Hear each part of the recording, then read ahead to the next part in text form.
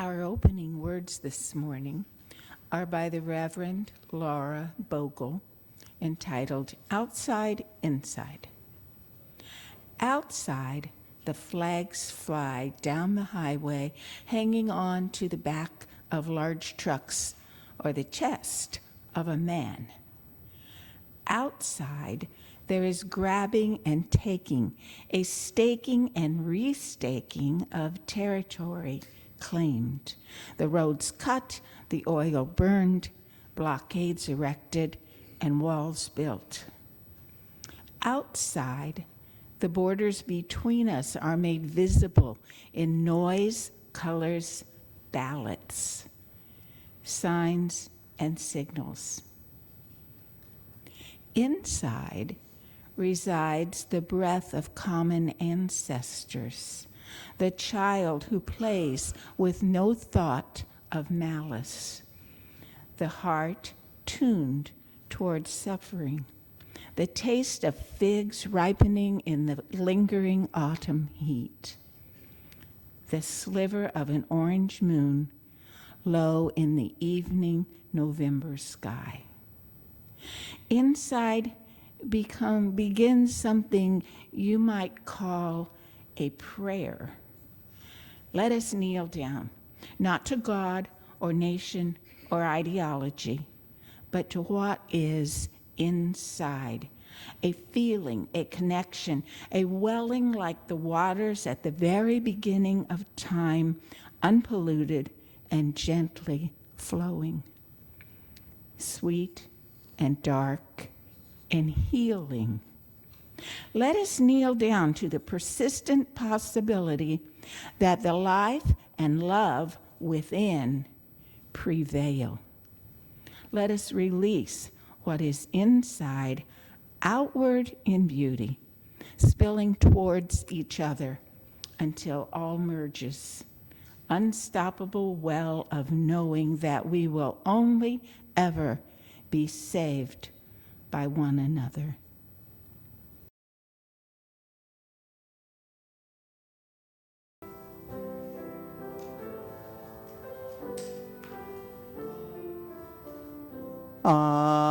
Where are our little ones? Our not so little ones? Any young or young at heart or not young at heart and just want to come forward?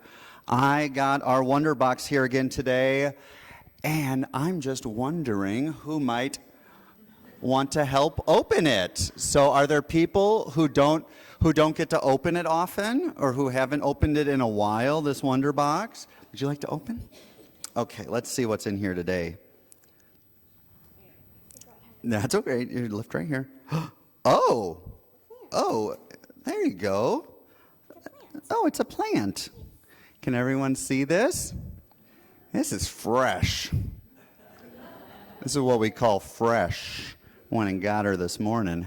I'm glad you called it a plant. That was so sweet. We should grow more of these in the yard. This is, some might call a weed, but oh my gosh. So this is our little object lesson for today. I'm going to hold it right here while we talk. So the question I have for today is, what does holy ground look like? Holy moly, what a question is that? What does holy ground look like? What do you think? What does it look like? You know, what do you think? What does holy ground look like? Does it look like this little guy? I see ground. I think this was in the ground. Okay, well, maybe we should say, what does holy look like? Oh, boy. That could be big. Any out there? What would you say holy ground looks like, or the ground looks like, or holy? Just shout it out. It's not a trick question. The woods. The woods. Anyone else? Anyone see trees when you're thinking about holy ground? Anyone else? Grass. Beauty. That which is beautiful may be the holy ground, where the holy ground resides. What else? The desert. The desert. Oh, move over, Forest. We got the desert in town. Others? Stream. Garden. You can say, yeah? Lawn moles. Even they are welcome here. Yes. The forest. You also love the forest, yes? Lakes. What else? What else we got? Cemetery. Oh, I love the cemetery. What? The ponds. Ooh, nice. Mushrooms. I love that. There we go. Rabbits. Okay. I love that. What was that last one? Yes. Yeah. Flowers. Okay. So wait a minute. What's not holy ground? Like where, or holy space or things like that? A bug? Oh man, sorry, bugs everywhere. Maybe certain. Okay, so there's some bugs or spiders, those are arachnids, that are not maybe our favorite, but they too might help make this possible. You want me to hit it? So here's the thing. What we're going to talk about today is a little bit around what does it mean to care for the earth and to care for all the other parts of the earth. Maybe the sky and the water being another place that might not immediately say what is holy ground, but we did hear some of those water elements as well. And the question for me and the question for you all might be a question of whether holy ground is, here's a big one, big word, redundant. Is holy ground redundant? Does that mean it's saying the same word or it's hitting the meaning twice? So is the ground already holy or sacred or whatever term you want to say? Beautiful, precious, gorgeous. Oh, yes. Other adjective? Man, I just love this pivot. Other adjectives for it? I just want to throw a couple more out. Other adjectives for the ground? Ooh, another one of our youth, bringing out the big ones. So that's the question you're going to have to deal with today, and we're all going to have to deal with today, and we're going to have to keep dealing with as long as we wish to cherish and steward this beautiful earth that we have together, all right? It is gorgeous. So I hope you all have a great time in your classes, and I hope that we can all care for this holy ground upon which we live. In preparing for this sermon series, the Sunday service team had a compelling discussion about the need to listen to authentic native voices and information. I've tried to follow that wisdom in preparing for this morning. I've been trying to learn a little bit about the indigenous worldview. I hadn't thought much about one's worldview before this research. How we view the world as an individual or as a society or culture is the very foundation of our lives. Now, I'm not going to pretend that I know much about this or that I'm here to teach you all about it, because I can't do that. I'm not doing it. But I've become aware that the indigenous worldview and the Western worldview, which is the water in which I swim, are very different. One of the ideas that came up in my searches is the phrase, all my relations. The site of the Tapestry Institute tells me that all my relations in Lakota is mitakuya oyasin, a phrase that literally means, a foundational phrase expressing the profound connectedness. It translates literally to all my relations, or we are all related, acknowledging that all beings, humans, animals, plants, stones, waters, are connected in one web of life. Notice that stones are listed as beings. Now, we've heard Judson use this phrase to open and close our time together on several Sundays. In the indigenous worldview, everything is related, everything has a role to play, and contrary to what I was taught as a youngster, there is no assigned place in a hierarchy. There is no hierarchy. None is more important than any other, and each is dependent on the others. Now, we talk about interconnection. We have a value. We honor the independent web of all existence with reverence for the great web of life and with humility. Notice humility. We acknowledge our place in it. That is the text that accompanies our value of interdependence. So I looked for more information about interdependence and an original source, the UUA website, and found essays on the values by the Reverend Sherry Prudhomme. In discussing interdependence, Prudhomme told about the Transcendentalists in the 19th century. Remember them? The leaders of the Transcendental movement were mostly Unitarians. Ralph Waldo Emerson, William Ellery Channing, Margaret Fuller, Henry David Thoreau, Walt Whitman, Theodore Parker. Unitarians, all. Dr. Prudhomme said that they understood the non-human world to be more than inert matter moved by a mechanistic play of forces, but rather animated by a life force, a spark of the divine. While this is not exactly the indigenous view, it was not the view that their peers took. They were rebelling against the conservatism and structure of the then Unitarian theology. Not the indigenous view, but maybe a step in the right direction. After falling into the fascinating transcendentalism wiki hole, spending too much time there, I came back to the idea of worldview. Now, admittedly, I am a product of the Western worldview, which considers the earth to be natural resources to be used by people for their purposes. So, this morning, I'm wondering how learning more about the indigenous worldview might influence our understanding of the UU value of interdependence. Might that understanding be expanded? How might it drive our behavior? I wonder if we can wrap our heads around the idea that we are related equally to every part of the universe, that our place in it is not at the top. Remember that humility? That will require humility.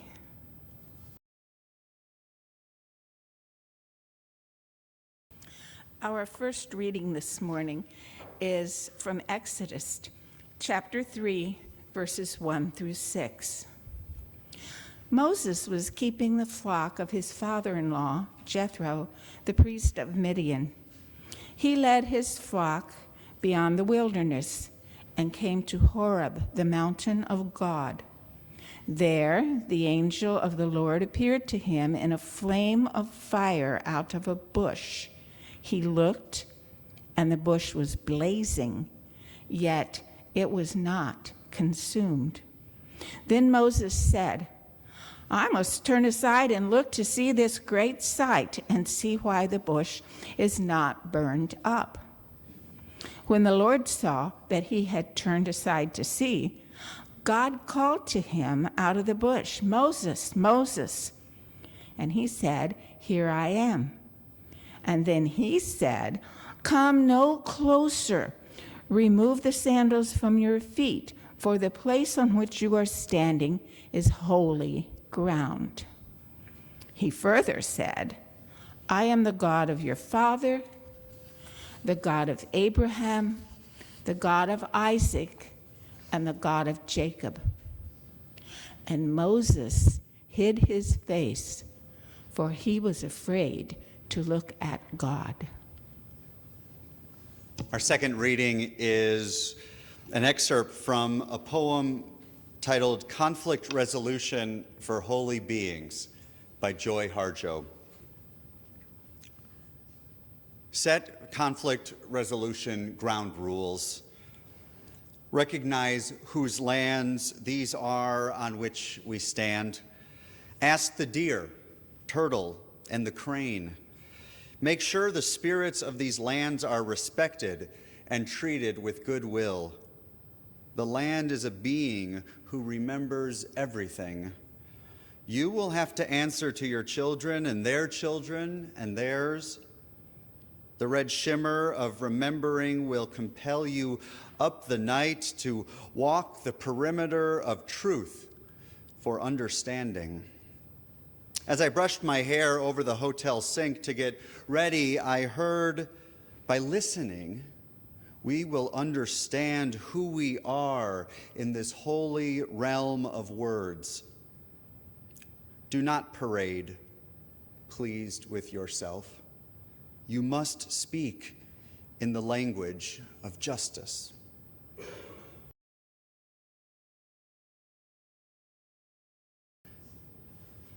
My memory is not the best, but every now and then I try to remember where I have been. It's only when I take the time to remember that I can figure out how I ended up here. And by here, I don't just mean this space or in this time.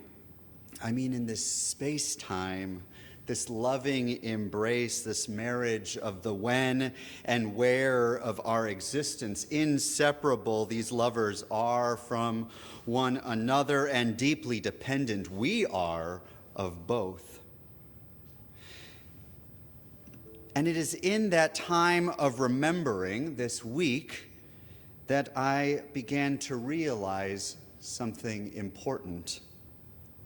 I have been here before. Not at this time, of course, but in a time not too different than now. And in that realization this week, I remembered what I once knew and have at times been guilty of forgetting. I am standing on holy ground. Some of us might not recall where we were 3,276 days ago. That's a few more days than our memories typically keep track of. But for many of us, surely not all, back then we were gathered in this sanctuary on a Sunday morning, not too different than today, to culminate a 10-day deep dive into the exciting imagination and wondering of what our shared ministry might look like if you were to call me as your next settled minister. Do you remember that day? May 7th, 2017. It was a special day, certainly, which ended with a resounding affirmation from you, the congregation, to call me as your minister, followed by my wholehearted yes in response to that call. Not to mention or forget that it was a beautiful day that marked the joining of 2 new members to the congregation right after service, who either by administrative happenstance or perhaps being so deeply moved by this special space-time in which they found themselves that day said yes. They too said yes. These are my people. Yes, this is indeed holy ground. Bonus points if you figure out who those 2 members who joined that day were. I keep using this term, holy ground, and well, I can't seem to shake loose from the phrase this Sunday or these past couple weeks as we've been reflecting on indigenous wisdom, peoples, or traditions. It was and is a phrase that shaped much of how we met one another way back then, for those who were a part of the congregation on May 7th, 2017. It was on that day, on that Sunday, like today, just an hour before you all prepared to meet and cast your votes in consideration of calling me as your servant, this community, that I chose some reason to speak from the same story Chris Kevitt read from this morning. A bold move, selecting a passage from the Bible, as this is neither my go-to text usually, nor this congregation's, generally speaking, and yet there was something in that story that I believed could help us now 3,276 days ago, then and now. Perhaps it may still offer us some support and guidance today. You see, then as in now, our vision statement has been and is today at UUCCI to be a beacon for diverse religious thought and courageous action. You've heard me say this vision statement often over the past almost 9 years, to be a beacon for diverse religious thought and courageous action. It is a beautiful vision, something big enough, bold enough, and far enough into the future that we could reasonably strive toward it. Yet, at the same time, it has never felt, at least to me, to be a vision that is too big, too bold, or too far away that our journey there may be in vain. For those who were there, I'm not sure if you remember what my ultimate conclusion or argument from that sermon was. In that final hour of discernment before you voted on our future, it was sort of in plain sight, if you remember the title of the sermon. Do you recall? It was called, it's a long time ago, The Beacon Beneath Our Feet. The beacon beneath our feet. I argued, as I will again this morning, that the vision of our congregation is not way out in the future, out beyond the horizon, beyond where our eyes can see, but right here, already with us. Indeed, I believe our vision is just beneath our feet. Like Moses, I believe we are on holy ground. But unlike Moses, I think we already know it as such. After all, Moses was just out there walking Jethro's sheep. What a good son-in-law. I can relate to being a son-in-law of a priest, not of Midian, but of your former minister here. And he was just out there walking with his sandals on. He didn't know it was holy ground just yet. It took a reminder from God in the unexpected and unforgettable burning bush to learn that he was on holy ground. Some may argue that the ordinary ground became holy. It became extraordinary when the burning bush, when fire and earth coexisted together. But I would say, as maybe the transcendentalists would say, that from our Unitarian Universalist values and from indigenous traditions, we've been learning about this month. The ground was and has been holy from the beginning. In other words, it wasn't made holy by God's presence, but that earth, nature, the land, and all that resides upon it, not to mention the water and air and the life that abounds deep below and high above, is already sacred. If anything, we came to understand we are standing or sitting upon holy ground when we take the time to remember where and when we are. So let us remember. Let us consider where and when we are. This week, about 40 or so of you and others from the community spent some of your Earth Day here on these grounds, remembering that these are indeed grounds worthy of care and stewardship. Some, more than others, have never forgotten and hold true to this beautiful reality. But others, including myself, were given the opportunity to slow down and look around to see, oh yes, we are indeed stewards of sacred land.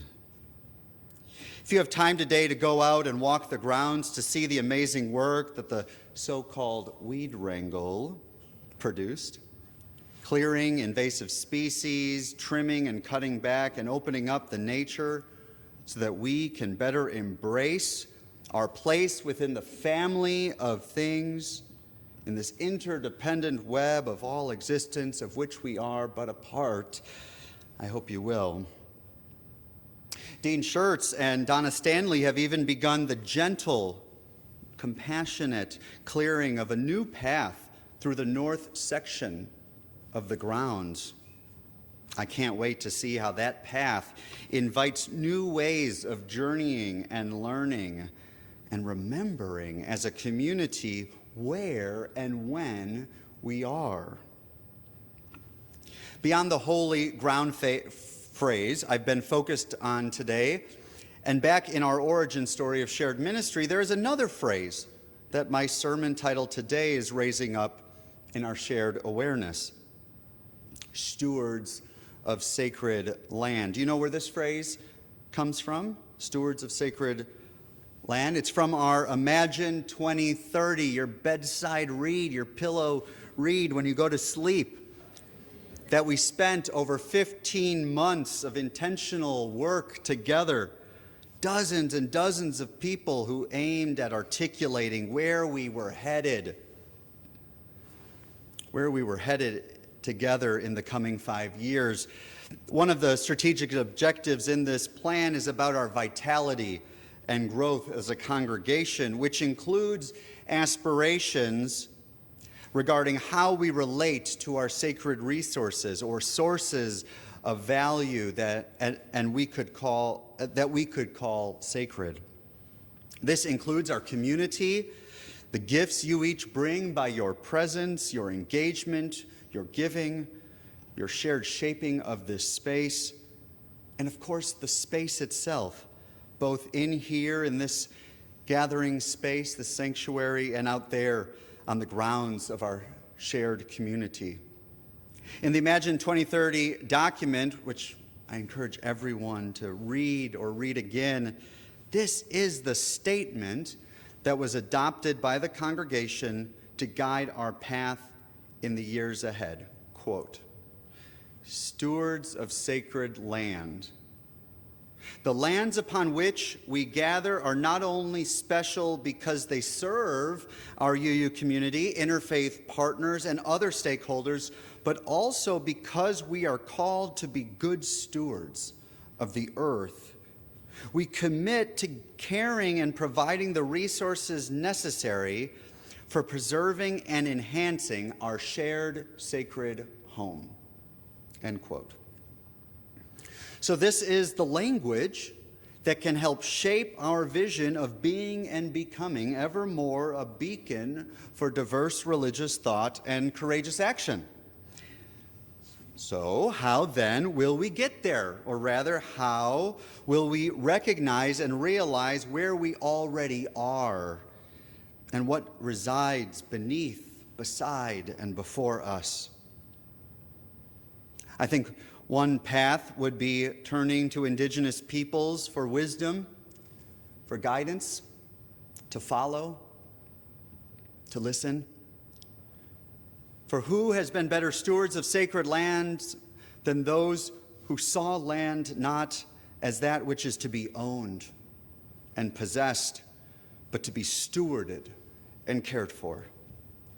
Joy Harjo served as the 23rd Poet Laureate of the United States from 2019 to 2022. A member of the Muskogee Nation, she is one of the most well-known modern poets whose words often speak to indigenous and non-native communities alike.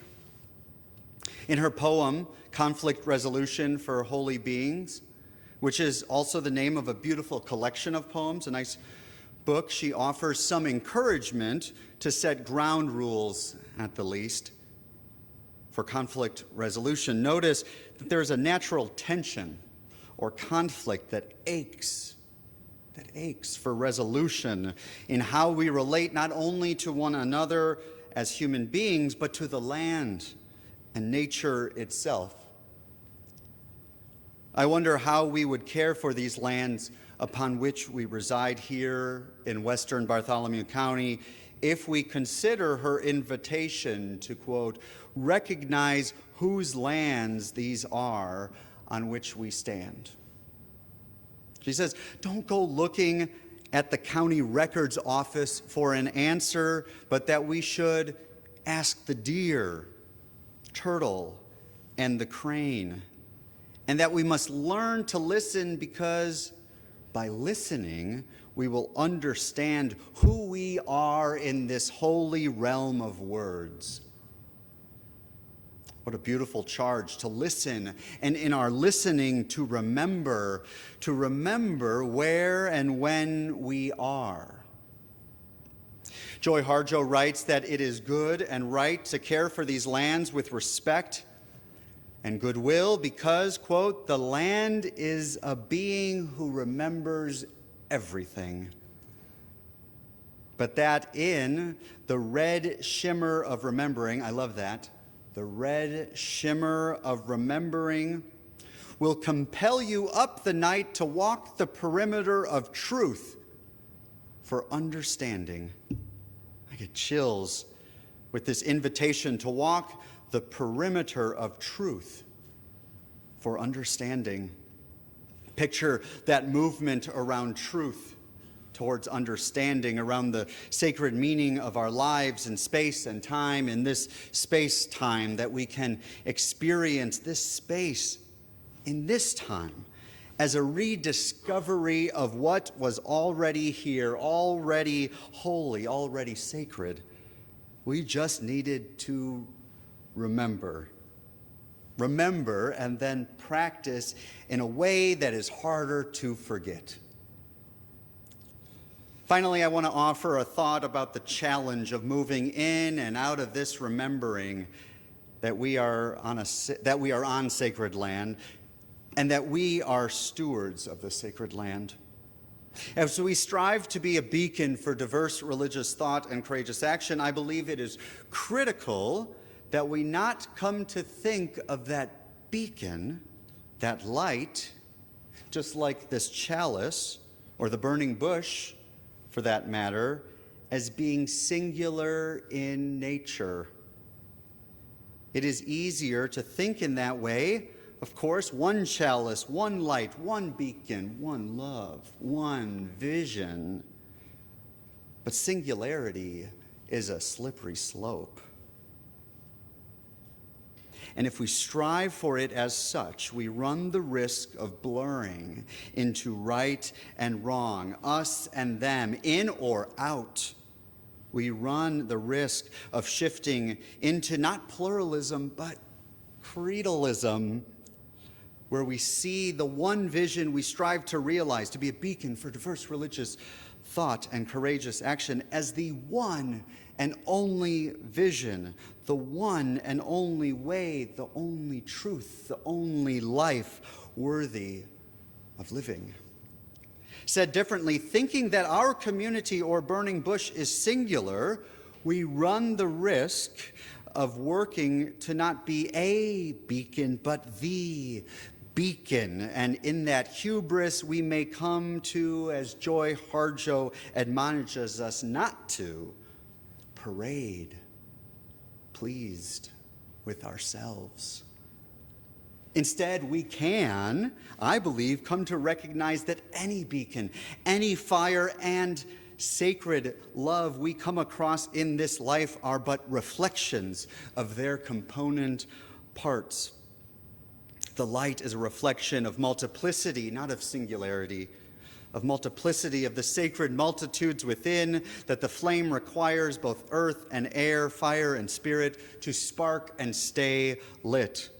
Moses recognized this awesome, unexpected, and unforgettable sight, and it led to his journey of justice out of oppression of Pharaoh's bondage, seeing that spark, that burning bush, not just up on the mountain of God, but within each person that was journeying out from that difficult time.